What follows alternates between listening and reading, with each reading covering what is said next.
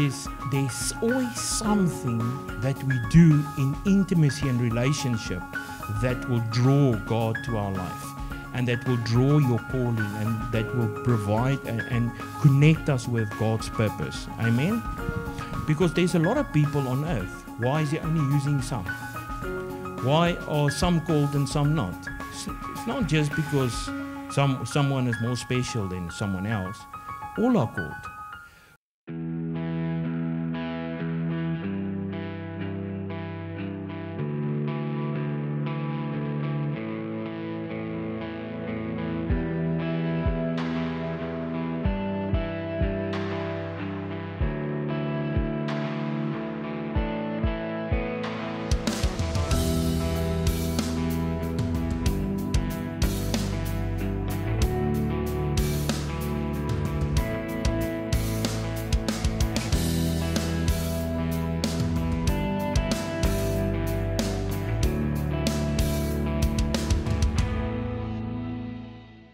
All right, so today I want to, we've been on the topic of the will of God now for quite some time, and I realized earlier this week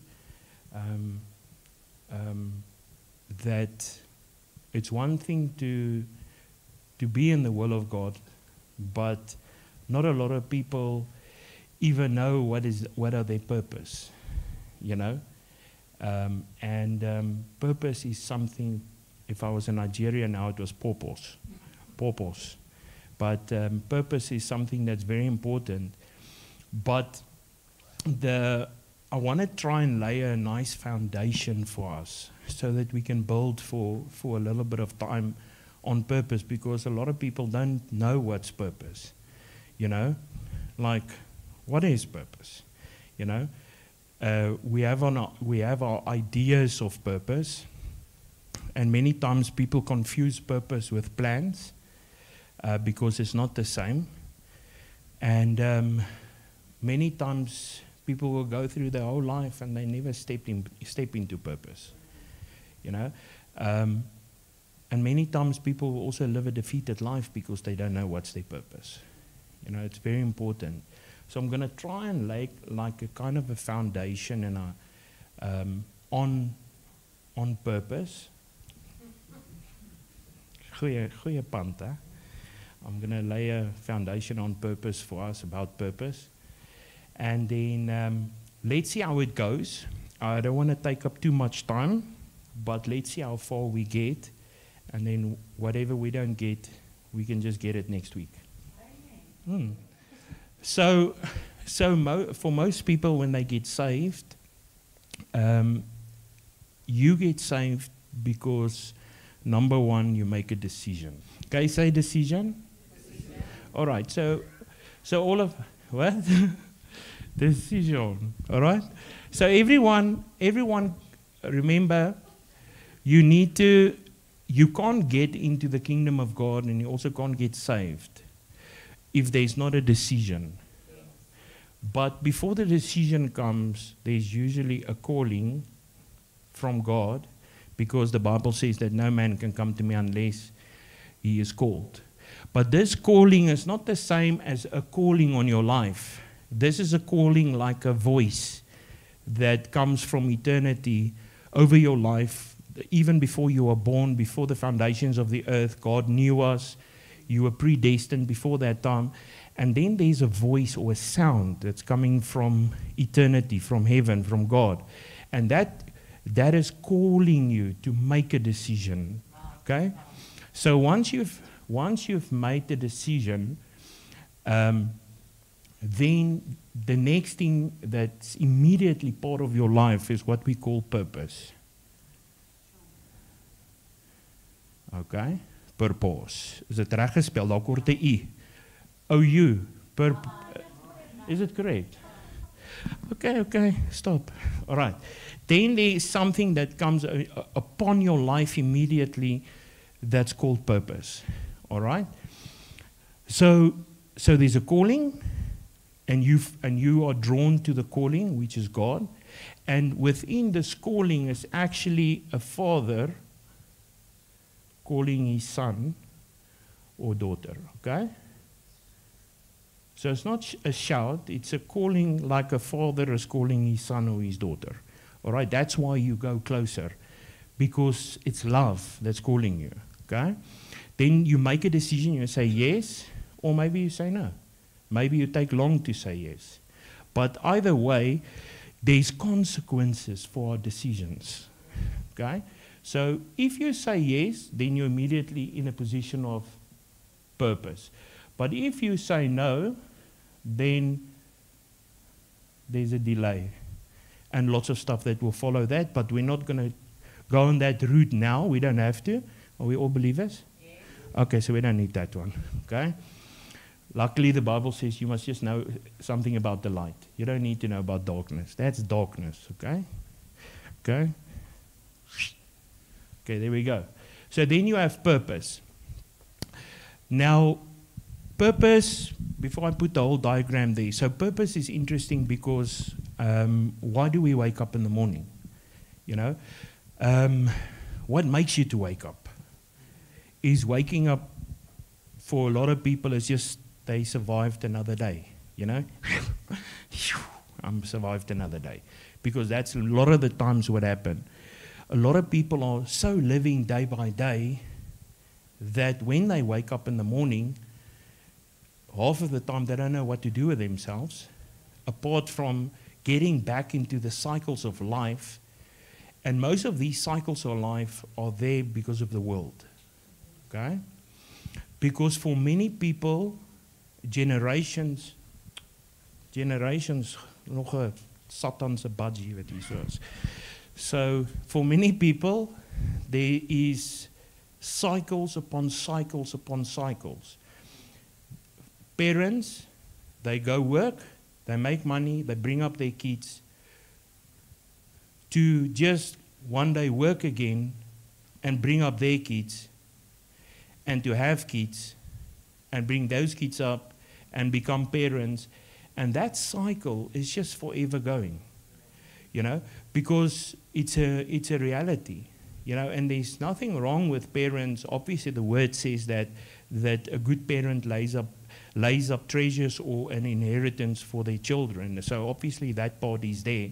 But I'm talking more on the line of not a godly system. I'm talking about a humanistic system. And this thing is designed to keep you like that. It's designed to keep you under control. It's designed for you never to step into what God has called you.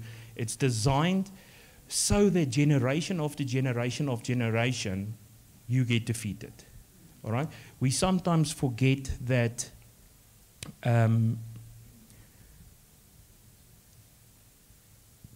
we know what the Bible says. I read the Bible front to back. Okay? Jesus wins. Okay? The end is glory. Okay? Jesus wins. Enemy, the devil loses. Amen? All right? Did you read the same Bible? All right? Hallelujah. Doesn't look very excited that Jesus won the battle. Okay? But anyways, almal hier so agter. Yes! Okay, hallelujah. I'll have my own little victory there.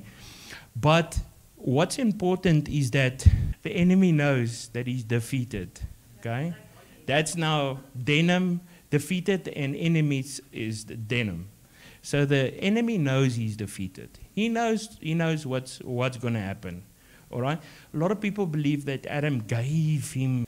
So that's why there's so many scriptures about the enemy of this world. And that's why he said to Jesus, I'll give you everything. But the moral of the story is, without going too deep in all of that, is that he knows what is the end game. And he's trying to take as many as with him as he can. All right? Okay. So, therefore, he tries to enforce his dominion, but he only has dominion because people give him dominion. All right? Last time I checked my Bible, he's defeated and disarmed. All right? So, he's immobilized. So, if you don't have feet, you can't move. If you don't have arms, you can't do anything. So, he's like this little torso in my brain. So he can only bring suggestions, okay? The enemy can only bring suggestions. I don't want to rabbit trail from topic. He can only bring suggestions. He can only speak to you. But he can only do what you knowingly or unknowingly allow him. Because that's the only way he can have authority, because he doesn't have authority anymore. When the cross happened, all right, the Bible says he's a defeated foe. Okay? The only thing that the Bible says, according to Paul and a lot of other writers, the only thing that we still need to conquer is death. Okay. So now we've got purpose. All right. So whenever purpose comes, I just want you to think about, why do you wake up? All right? What makes you to wake up? What makes you to do the things in your life? That's your own retrospection. Because a lot of people are just getting time by. You know, a lot of people are not using their time wisely. A lot of people are not. That's why Rentmeester is stewardship. It's like, how do you steward your time? How do you steward your life? How do you steward your body? Everything has been given to us to steward. How are we stewarding our life? How are you stewarding your business? How are you stewarding the earth? Okay, how are people stewarding the church? You know, on the other side of every decision lies stewarding, and God has given these things for us to steward. But I like the Afrikaans word better, because it says rentmeester. Okay, so if you are me and I directly translate rentmeester, then it's a hire master. Okay, all right, hire master. So yeah. So rent is hire, meester is master. So I'm saying, when you are a good steward, when you are a good rentmeester, you are a hire master. Okay? That means that you do things differently. You do things higher. So you are elevated when you steward things right. Okay? All right? Dis my eie, jy hoef nie extra offering te gee vir daai nie. Hire master is free. Okay. So now you've got purpose. Okay. But after purpose, there's always something that comes after that. And that is clothed or clothing. To be clothed. All right? So whenever purpose comes, there will always come a clothing. There will always come a clothing after the purpose. Why? Because that is the enablement that you need in your purpose. So we know with clothing, we know that is the Holy Spirit. We are clothed. All right? You are clothed with righteousness. He says that the anointing comes upon you. All right, the anointing clothes you. All right, it's an empowerment, an enablement that you have. So straight after purpose and to be clothed comes process. After process, we're right back to decision. Okay, D-E-S-C-I-S-O. Look how well I spelled that. Eh? All right, after this. But what I want to mention here, because it's got a different place, okay, position. Okay, I'll put it in because it works differently. So purpose, let's say we add a position, all right, purpose, position, okay, then clothed, and then there's a process, and then there's a decision.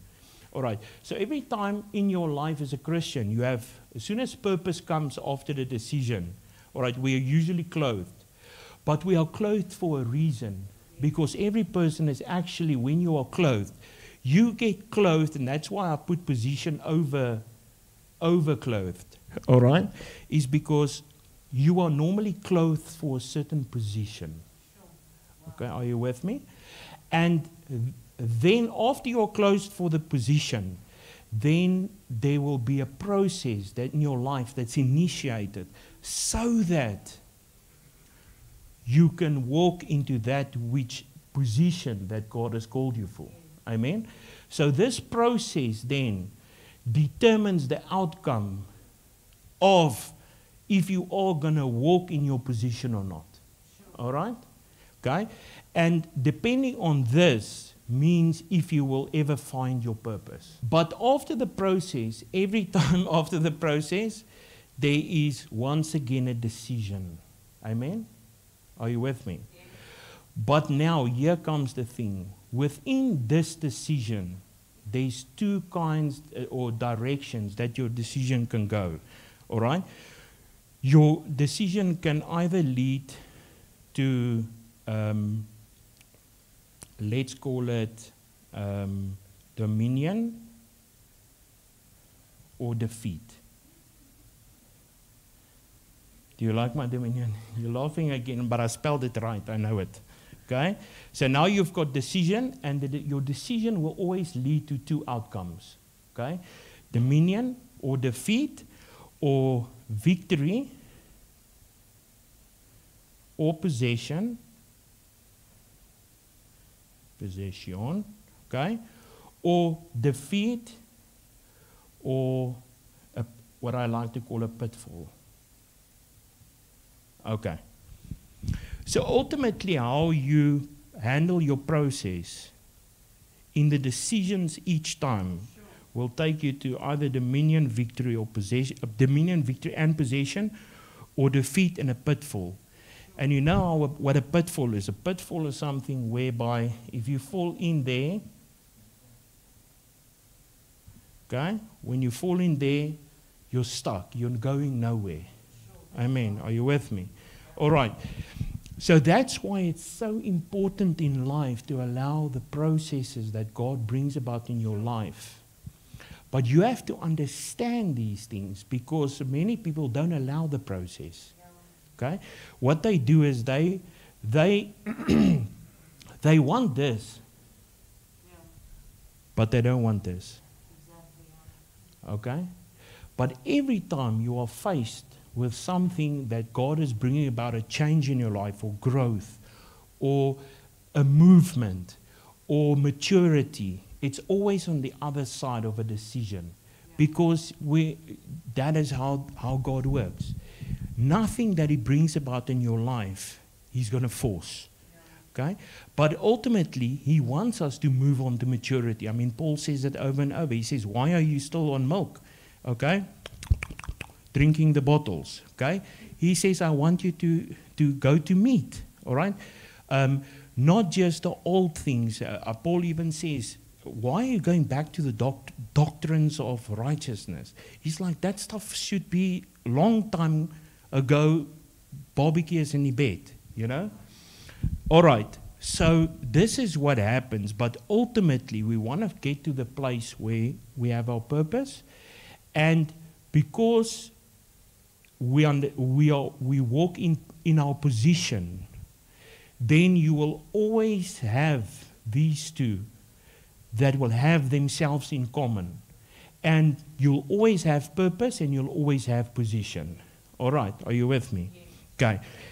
So this is the foundation part of what I want to talk about. All right? Even though it took just 3 minutes. Hallelujah. Okay. Are you with me? All right. Kan ek hom maar hier sit? Het almal gesien. You got it? All right. Full revelation. Ons kan net sê amen. All right. So let's jump to Psalm 139. Okay?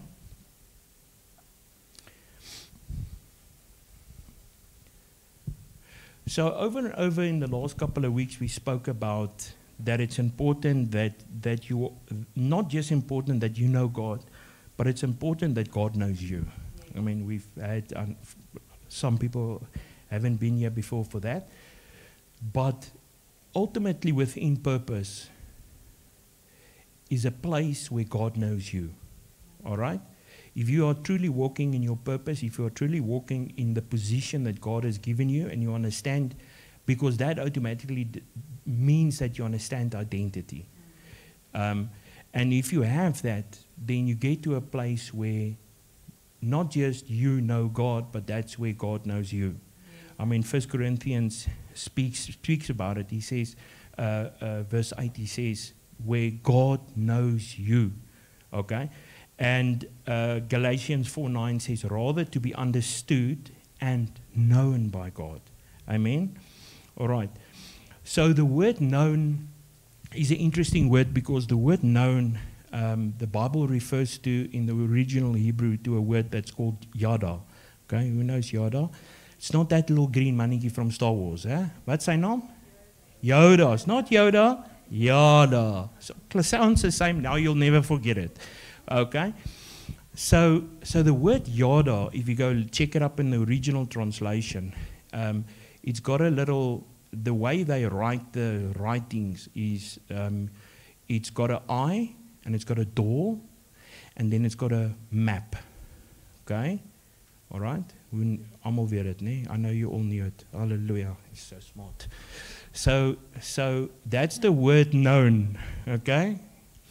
So the word known, so when God says He knows you, then it means that He's got, that He, and when you say you know God, it means that you can see and access the door to the map of your life. Okay? So you know where to go, and wherever you go, remember when you enter the door, and we have access into heaven. So it means that you can see the access, go there, because I have the old saying, if you go where no one else has gone, when you come back, you become the speaker. We need to be able to go and get from heaven and come back and give it to people. We need to go and come back and give. Amen? All right. So keep that in mind with purpose. So Psalm 139, verse 1. Is it 1? Yeah, 1. All right. So what's important with the scripture is the following. Is that I want to use David's life as just as a foundational part for this which I have here. And I pray that I can get through it in time. Well, ek moet seker my timer aansit. It's nou te laat, nee. All right? All right. So the thing with David is that we're gonna read a couple of verses now. But what's important with David is that with David, worship was always his foundation. All right? And intimacy was an integral part of his life. Amen? I always say that, you know, David, when David was in the fields, before he was ever a king or anything, he literally cultivated his heart. But it's in the cultivation in his heart, when he was a shepherd boy, that is the thing that attracted heaven. Okay? He wasn't just chosen to be a king because he was just some random. In that time, there were a lot of shepherd boys. What made David to be the shepherd boy that Eli had to choose and anoint as king? There's always something that we do in intimacy and relationship that will draw God to our life, and that will draw your calling, and that will provide and connect us with God's purpose. Amen? Because there's a lot of people on earth. Why is He only using some? Why are some called and some not? It's not just because someone is more special than someone else. All are called. But what makes you different so that God finger points you from heaven and say, I want to use him. All right? We know there's stuff like predestined and but we're talking now about we have a role to play. We have a responsibility also. It's not all up to God. Amen? Yes. All right. So, are you ready, Cynthia? The important thing is that this will speak about David. All right? Because I first want to mention his intimacy and his relationship. Okay? Because that's the thing that we need to have first in our life when we talk about purpose. Because purpose without intimacy is nothing. Remember, so many times I've said the word intimacy means into me he sees. That's intimacy. All right? Intimacy is not necessarily me just praying. All right? It is your ability to open yourself up with no secrets, no nothing, and you lay yourself bare before God, hiding nothing. That's intimacy. Into me he sees. And relationship, if those two aren't there, then you will never really step or fulfill a purpose. Amen. All right? You can You can go, Cynthia. O Lord, you have searched me thoroughly and have known me. You know my down-sitting and my uprising. You understand my thought afar off. You sift and search out my path and my lying down, and you are acquainted with all my ways. Okay, so here he says, you know my down-sitting and my uprising. Okay, down-sitting is a snaakse woord. All right? That's probably sitting lower than sitting normally, I know. Down-sitting, okay? All right? And then he says, you understand my thoughts afar off, okay? But what's so awesome is he says that you searched me thoroughly and you knew me. And that's what I was saying. That's the word intimacy. He even says, I'm here and God is searching me thoroughly. Amen? And then verse 3 he says, you sift and search out my path and my laying down.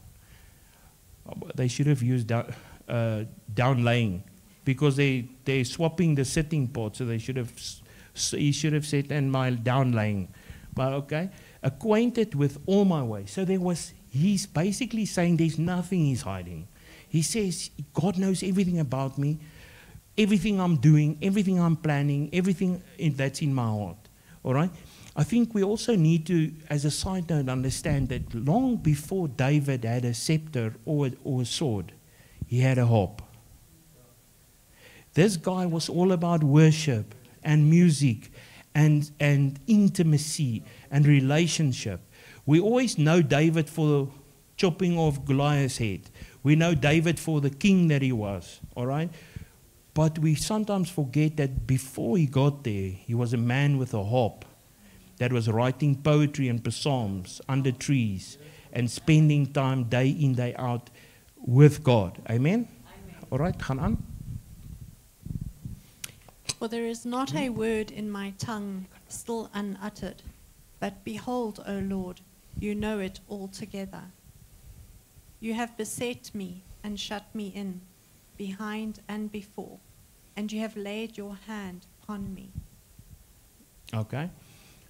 So it was never in David's heart that the first thing ever in David's heart was never anything to do with position. All right? It was always to do with relationship. Amen? Okay? And even there you can see that you have beset me and shut me up behind and before. You've laid your hand upon me. So even there he's saying there's something that God did to him when he laid his hand on him. Something changed. Amen? All right? And then he said, are you going to read 6? Yeah, I've read it. Okay, sorry. Your infinite knowledge is too wonderful for me.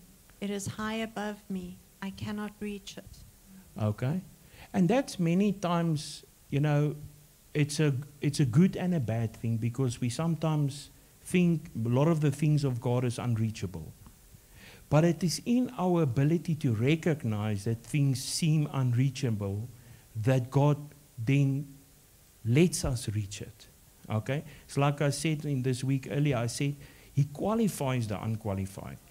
To say that you can't reach it is not a lack of ability. It's actually humbleness and what's the other word? Humility.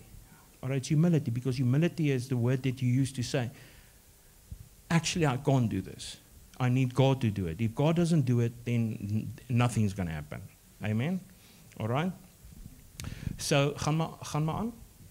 Where could I go from your spirit, or where could I flee from your presence? Okay, then go down to verse, I think, there's a lot. Okay, go to 6, let's say 15, 16.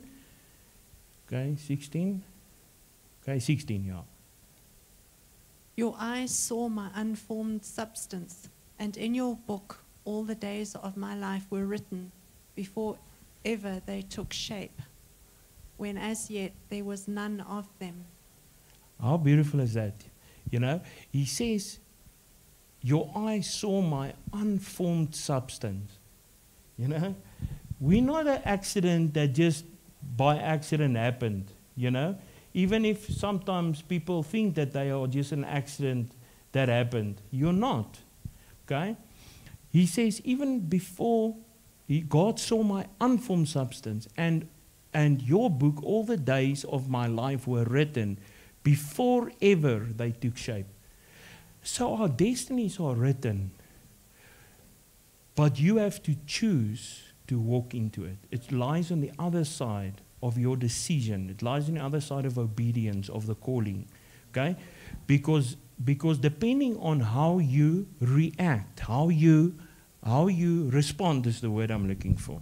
Because in the kingdom we respond, we mustn't react. Okay? In the world people react. In the kingdom we respond. So depending on how you respond, that will ultimately determine what is written. So we have the ability to change or actually walk into what's written. But obviously God knows already beforehand. But still, you have a decision about where your life is going to go. Amen? Okay? We just sometimes think that God is so in control that I'm just on the surfboard of life. Whoa! And everything is going to be okay. All right? It doesn't work like that. We have a role to play. Amen? Okay? Hy surfboard ene keer is ook verniet. Okay? And then let's go down to, like, let's say 23.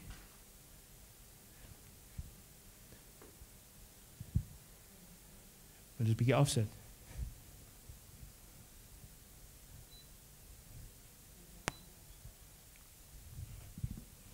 Okay.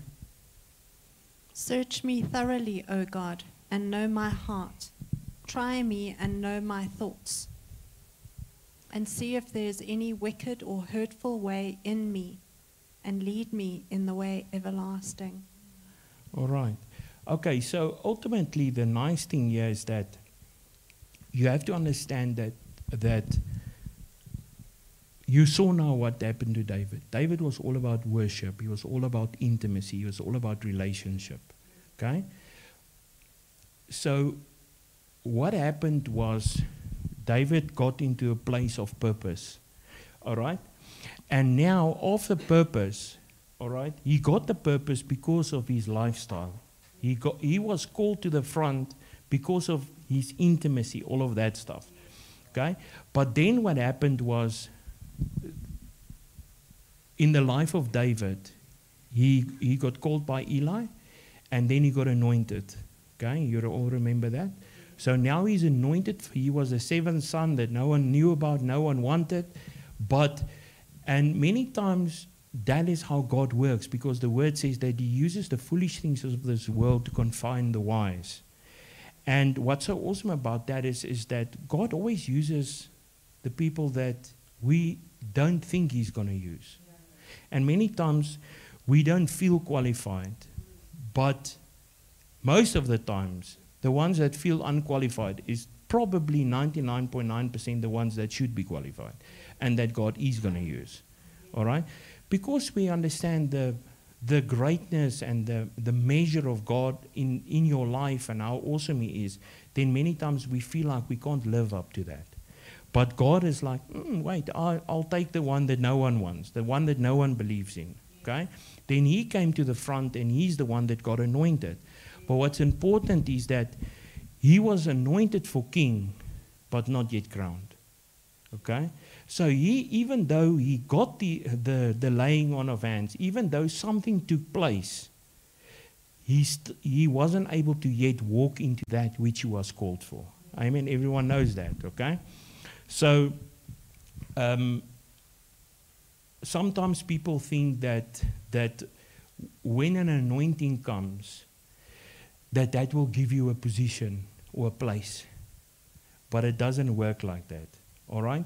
The only thing that anointing or that oil on your life does, it prepares you for the process. Okay? Or anointing on your life. We sometimes think that when we get anointed, everything's going to be okay. And that's where we make the mistake. Because the anointing that you receive is actually to initiate the process in your life. And it's also the thing that will prepare you in the process so that you can eventually walk into the position or possess the position. Amen. Tongknopertjies daar. Amen. Right, are you with me? Amen. Okay. So Eli anointed David to be king.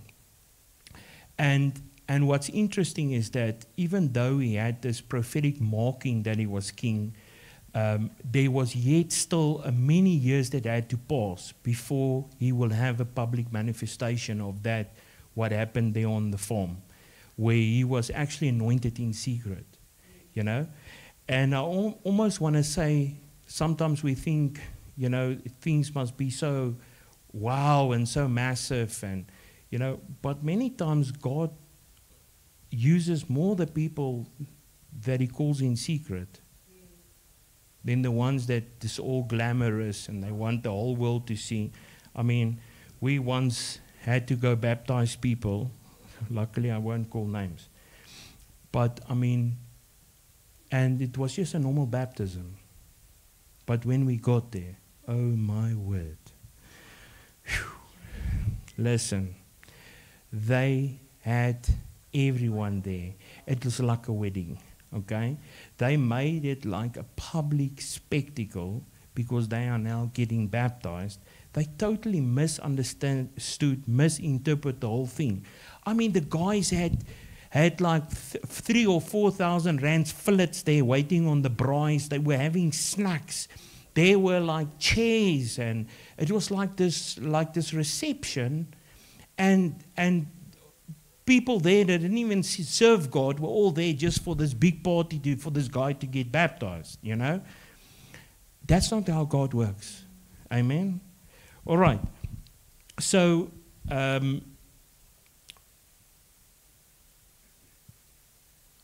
you know, 1 John 2 verse 27 says that the anointing you receive from him will abide in you.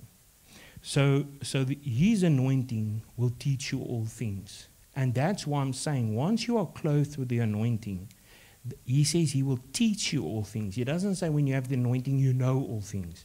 He says he will teach you. So once this clothing part starts in your life, that is where the teaching part starts.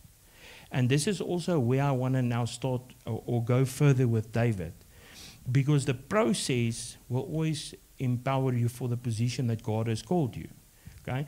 But it ultimately depends on how do you respond. Remember, David was, before David did anything to do with Goliath, he already fought the lion, he already fought the bear. There was already a preparation that took place in Goliath's life. For sure, there was a preparation in Goliath's life. That man was so big, he must have been gymming even before he was born.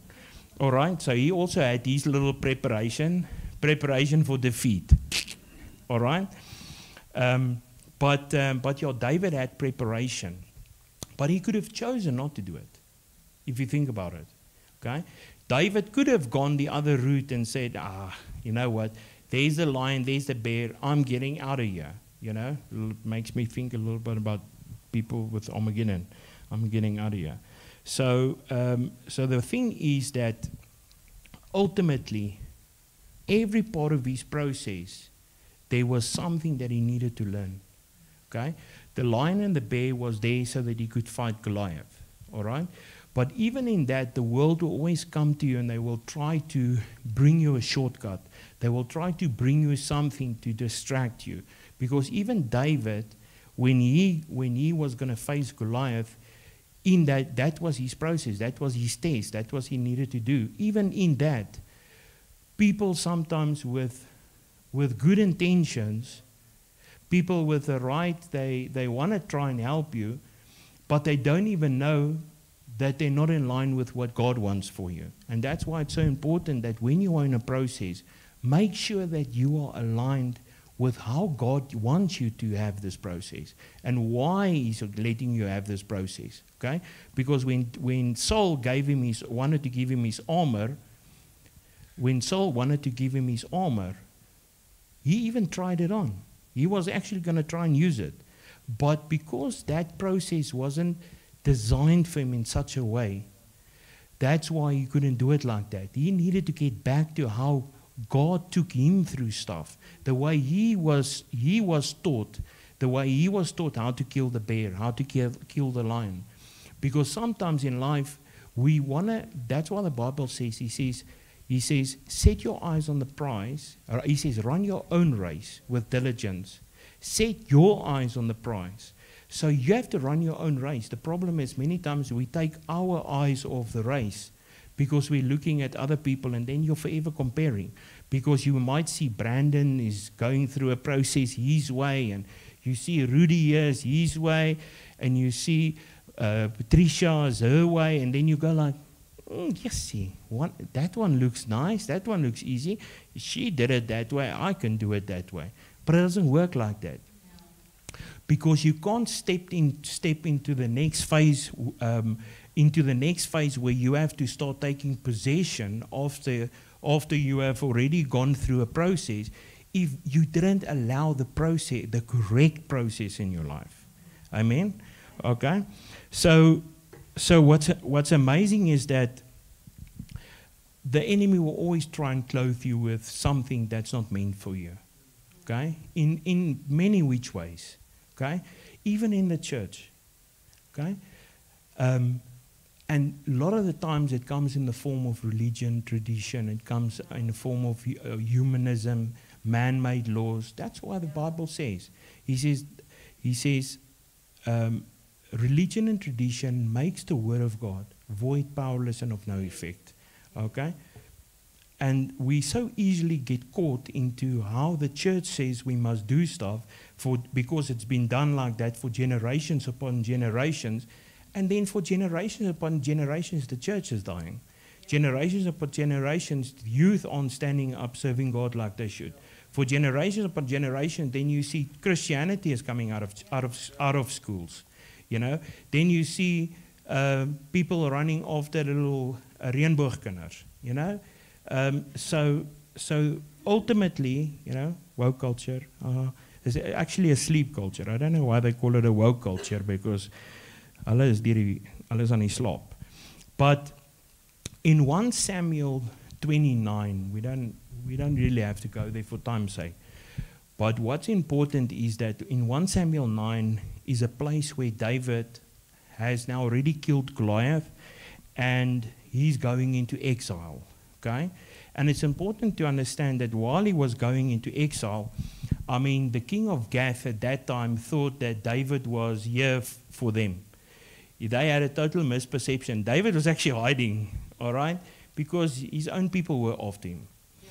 But the king of Gath, actually what's amazing about that is king of Gath said to him, listen, all right, you can go to Ziklag, all right, Ziklag, okay, S-E-G-L-A-G, Ziklag, okay.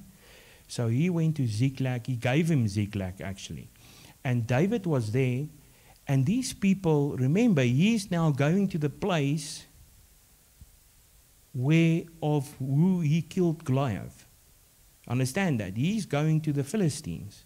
So here David just killed the head of the Philistines. They conquered them because of that. And now David is chased by Saul because Saul wants to take him out because he realized that this is the next king. And now David goes to his enemies, or God allows him or sends him to the enemies. But what's so amazing is that even in that process, God is actually hiding him and protecting him. You know? And in many times what you have to take away from that is that sometimes the process in your life will bring you into situations or things that you will not think is God. Yeah. Because we all think that when we serve God, everything's going to be okay now. It's going to be lekker. Okay? But sometimes it's not. Sometimes God will allow certain processes in your life. Okay? Why? Because it's like Jesus said to the disciples, God has allowed this so that His glory may be revealed. And God's ultimate plan is always glory. He wants His glory to be revealed through our lives, through our callings, through our businesses, through our families, through our marriages. Okay? But sometimes He'll allow certain things in the process so that His glory can be revealed. Amen? So what's quite important also is that in this, where he went to Ziklag, so if you go and check up the word Ziklag is actually referred to in original Hebrew. The word is called winding. Okay, so winding is such a weird word. I was like, many years ago, I was like, God, winding? What's winding? You know, but yes, winding does sound like a piece of wire that's going around a capacitor, you know. And in many ways, when you are in a winding, it feels like you're just going into circles and it doesn't seem like you're going anywhere. That was how it was for David at that stage. That's the word Ziklag. But winding has got another awesome meaning as well. So winding is actually a word that they use for a road in a mountain with a lot of twists and turns. Okay? So when David went to Ziklag, everything wasn't normal. It was the most unthought of place that God was going to send him. Because even in that process that he was there, David was actually not really seeing God's hand. And many times when we are in a winding, when we are in a place of Ziklag, it's a place where you are in your process at a certain time. You don't experience God like normal. Okay? Because it's like the old saying that I always have. When you are going through stuff, it's the unseen hand of God. But once you've gone through it, it becomes the seen hand of God. Because then you are able to look back and see, oh wow, God said turn left there, turn right. There He protected me, there He guarded me. Okay? That's why it's called the unseen hand of God. It doesn't mean God's not working at hand. It just means we are unable to see it. Because many times God will allow for a season in a process for us not to see Him. But He's still there. Why? Because He wants to test our faith. Remember, the Bible says that a faith that's not tested is a faith that cannot stand. And if God is here by your side all the time, how easy does that make your faith? If every time you pray for 10 rand and God allows 1 million rand to be deposited in your bank, when are you going to start trusting Him for finance? There's a reason why God is the 99.9% specialist. Okay? Me and Patricia, many times we've prayed, oh, Lord, you know what? You know, we thank you that you come through a 99.9, but sure, can you start maybe just coming through on 90 or 80, you know? Why always 99.9? You know, because 99.9 is where your faith grows. That's where the process takes its work. Because it's not, remember, it's not when it's going well where you get tested. It's not when it's going well where your faith is stretched. It's the other side. But the bad thing is that people many times don't allow the process. And that process is actually there for your breakthrough. The process is there for your growth. Because how many times do you write matric? Can you tell me? Well, if you pass. But yeah, hopefully you pass the first time. But if you pass matric, do you go back? No. So many tests in your life that's in that process, you only write them once. You don't go back and rewrite the test. Because if you've passed the test, you keep on going to the next because you've grown. Okay? And this was a place where David had grown. But now what's remarkable about this, because Ziklag is the last place that David was before he became king. So there's a lot that he had to go through. And many people, remember, God concealed him here. And many times in our process, into God eventually taking us into a place where for position or possession, many times before that happens, we are in a time of concealment. Okay? So, because what happens to people that jump out too fast? What happens to people that want to work in ministry? That's why the saying says, some are called, some are sent, but some just went. You know? Because if you launch out too early with certain things in your life and you don't wait, then you're on your own. You can't expect God to protect you where He didn't send you. Okay? And many people take stupid steps of faith, and it's called hyper grace. Okay? Or hyper spookiness. Okay? I don't know if you have met those.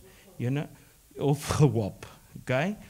The thing is, you need to take a step that is calculated within God, keep allowing you to take certain steps. All right? And the process allows you to learn God's voice. He says it's a lamp unto our feet, light unto my path. There's a reason why 10,000 lumen spotlight unto the next city or the highway street light. It's because you need to only learn how to do one step at a time. That's why it's a light unto your feet. Because it just needs to give you enough light to take the steps as you go. Okay? Because sometimes the problem is if the light shines too far, then we'll run out under the wings of the Almighty. We need to stay in a place where we stay in the most holy place. All right? So this place where David was, even though it was a place of exile where he was exiled to, it was also a place of preparation for him. Because that's where he got prepared to be there, to step into his kingship. Okay? And what's amazing with that is David wasn't alone. I think it's 1 Samuel 22 was when he was in Ziklag. Even though he was in a hidden place and even though he was exiled, he wasn't alone. And I want to tell you that what's important to take away today is that you will never be alone in your process, even though you have to face your process alone.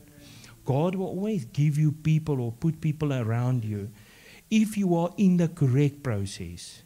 All right? If David was at the wrong place, then he wouldn't have had the right men with him.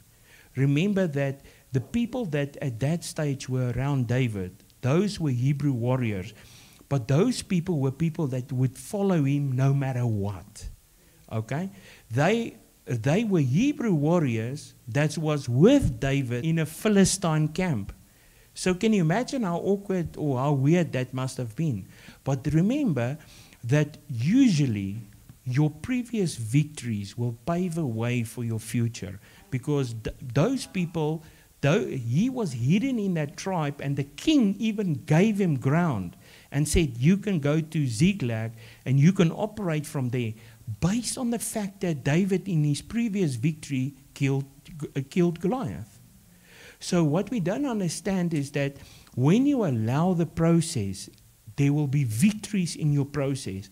But those victories in your process will allow you certain favor and certain things in your next process. You know? But if you stop the process, then you're stopping the future victories that you're supposed to have. Okay? God, the word says that we are not tested and above our means. All right? We're not tested above our means. So that means that whatever we are facing is within our ability to have victory over. Okay? But the most important here is that he did accept the process. He did go with what God said. All right? But what's amazing is that if you read on, they were in a time of war. What's amazing is that in that process when David was there, David said, all right, no, I'm going with what God wants to do. All right? He knew he was in a place he had to hide. Saul was out to get him. All right? And he even had the opportunity to short-circuit or shortcut this whole thing, because then he could have killed Saul. But he didn't. He took the patience to stand back and say, all right, I'm going to let God's process work in my life, not my idea or my own shortcut process. Amen? And I know we sometimes want to force forward stuff because sometimes it's tough. Sometimes we're going through stuff and it's no joke. So I'm not minimizing the fact that we're going through stuff. But I want to tell you that the great thing about the kingdom is there's a word called long-suffering. And many times when you are going through a process that needs you to have long-suffering, you must understand that those are the processes that usually allow you to shoot the furthest. All right? People with a calling where there was no long suffering, you can go see what kind of reach they have in their life. You can go see what kind of thing they do. There's nothing. But people that have long suffering, meaning it's exactly what the word says. They've suffered long for the process for the kingdom. And a long suffering, if you go check it up in the original, it's like a rubber band. So the more you stretch the rubber band, eventually, if you let it go, it shoots further. Okay? So long suffering works like that. When you are in a time of long suffering, I'm not saying allow the enemy to destroy you for a long season. You get me? Oh, I'm suffering here, we're eating tomatoes, licking it here off the street because we don't have food at home. I'm not saying that. I'm saying within a godly process. You know that God is at work. You know that God is busy with this. All right? You know for a fact that He's busy maturing you and growing you. He's not answering your prayers. Okay? He's just letting you build your faith. All right, we're talking about that. We're not talking about defeat here. We're not talking about you opening the wrong doors in your life. We're not talking about you having sin in your life and stuff like that. Amen? So it's long suffering. All right, so what happened here was David then went somewhere with some of his men, and then one of the other Kilomatita, or whatever the other words are, there's Milikamita and Pilastita, and it's already different weird people, all right? So one of those ones then came to attack them. And they took everything, they took all the families, all the warriors that was with David, they took everything. But what's remarkable is that even in that situation, David never gave up on the process. He knew God was at work, and he knew what to do in that situation. Because remember, when that happened, his own men wanted to stone him. And David then actually went and he said, no ways, I'm not going to do this. And then he went to the priest, grabbed the ephod, and he started praying. Said, God, what should we do here? And then the word of the Lord came to him and said to him, all right, chase after them, catch them, the victory will be yours, and you'll get everything back. So imagine, I don't know about you, but the only other person in the Bible that I read about when this happened was Paul, okay? That preached, that did something for God while they were trying to kill him, okay? Have you ever wanted to, maybe, I don't know, have you ever had someone wanted to stone you and then you said, yeah, no, wait, I'm not afraid of you, the rods that you want to throw in my head. Let me quickly go, Ribi Shaka, hallelujah, thank you, Jesus. I don't know, I know all of you, but maybe in the week when you meet someone that, don't have that boldness and stuff, then you can just tell them the story, But he then, while these guys, the Bible says that they wanted to kill him, they wanted to stone him. So imagine, this is warriors. We're not talking about Adam and Steve here, and Adam and Eve. We're talking about real warriors, like proper people. Real warriors that was going to kill him. Because later on, these warriors that was with David turned to be the mighty men of name that David mentions, where one would kill 3,000 and one will kill 5,000.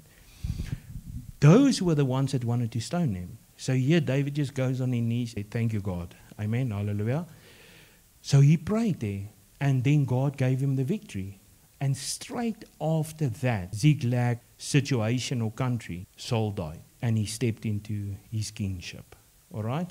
And from there, the process restarted. All right, so now, and this is how it's always going to go. There's always a decision. There's always a purpose. Once you are in purpose, then you will be, there's a position that God will give you. And you have to get that position, you have to take possession of it. All right? And then you will always be clothed. So God will come with the anointing, and it will be an enablement for the season that you are in. It will be an enablement for what you are facing and going through. And that process ultimately is they're not designed to kill you, it's they're designed to give you victory and grow you. And then every time that process comes, there's decision.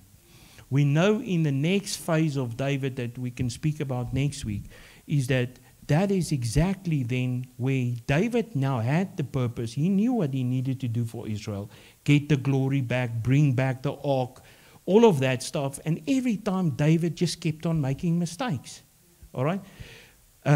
Beersheba, best example. I mean, that's normally once you've taken possession of your position, then the first thing that the enemy will come about to test and trial you is usually a lust.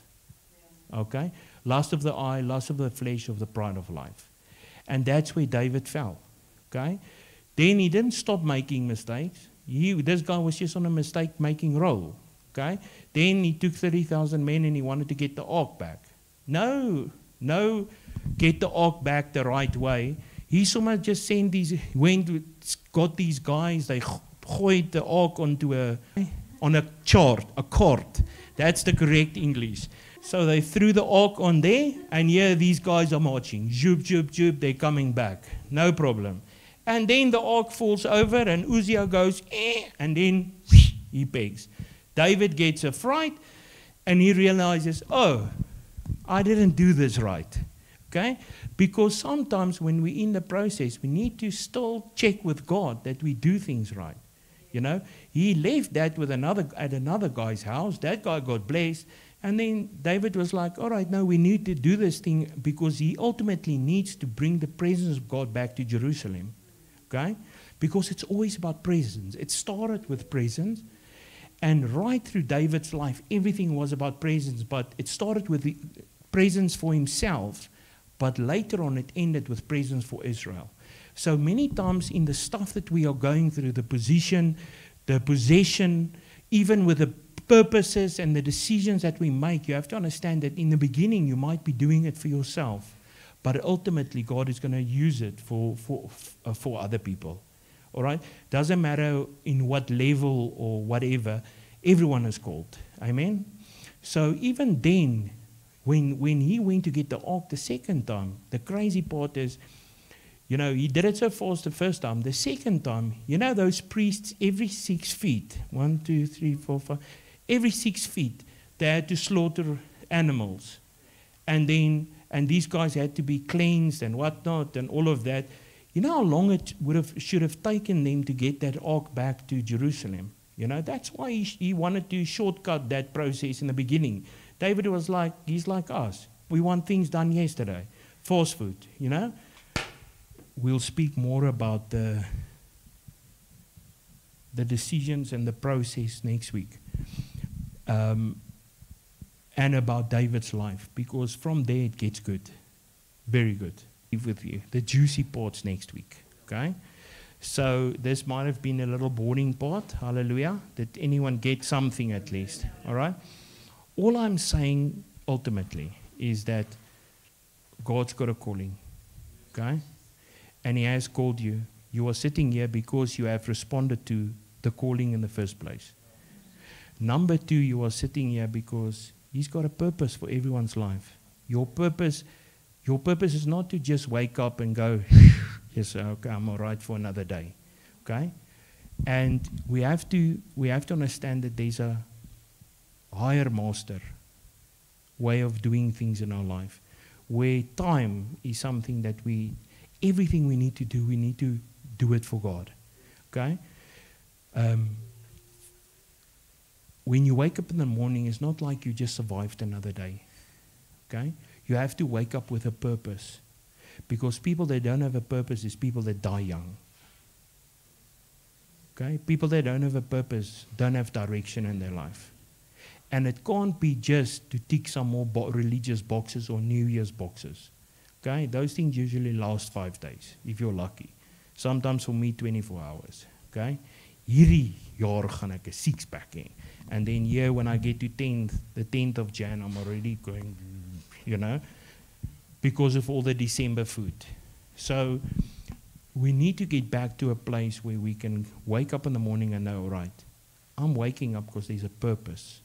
All right? We need to get to a place where your whole life is purpose-driven. Godly people have godly habits, but you don't have those habits because of a checklist.